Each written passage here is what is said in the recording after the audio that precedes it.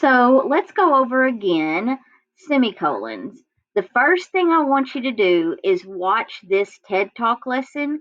All you have to do is click here for the link on the slideshow, and it's a really good, quick. It's about 3.5 minute long video, and I think that will help you a lot.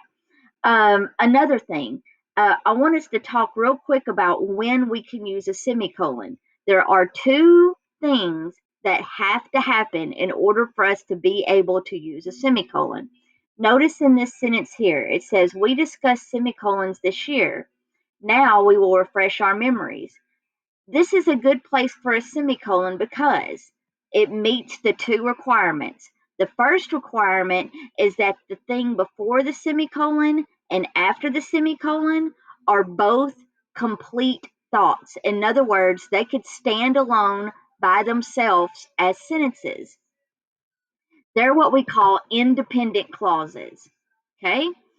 Then the other requirement that it meets is that the second half is closely connected to the first half. So just being two independent clauses is not enough. In other words, we couldn't say, "We discussed semicolons this year. I like pie."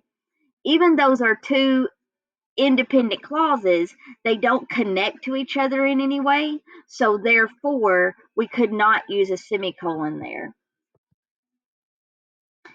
Next, as you go through the slideshow, you will see here are some examples directly from No Red Ink. So you'll see what I'm talking about. In order for us to be able to use a semicolon, we have to have a complete thought and a complete thought that is related to the first thought. Okay, let's look up here. "This is my point, comma. If we buy Judy a plane, comma, she might take us for a ride." This is a complete thought, and this is a complete thought that summarizes the previous sentence. But here's the thing you need to know. A comma won't work here because a comma is not strong enough to hold two independent clauses together. You need something stronger than a comma. A comma is wimpy. You need something stronger. In this case, a colon is the right answer because it points to the information that's coming after it. In other words, it's pointing to an explanation or a summary from the previous sentence.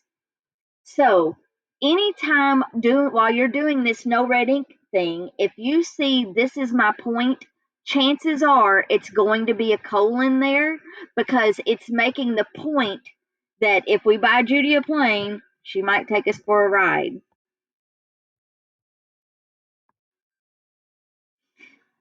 Here's the thing, a colon is a strong mark of punctuation, separating elements almost as strongly as a period.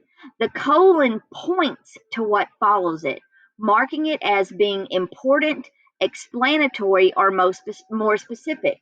Now, I think most of us remember that we'll need a colon for a list.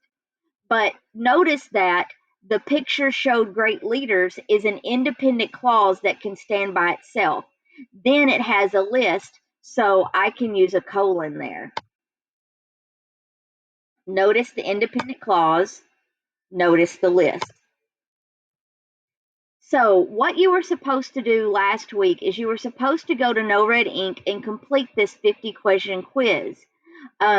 Today, obviously, you've already taken the quiz, but I've given you a growth quiz for you to go back and try again.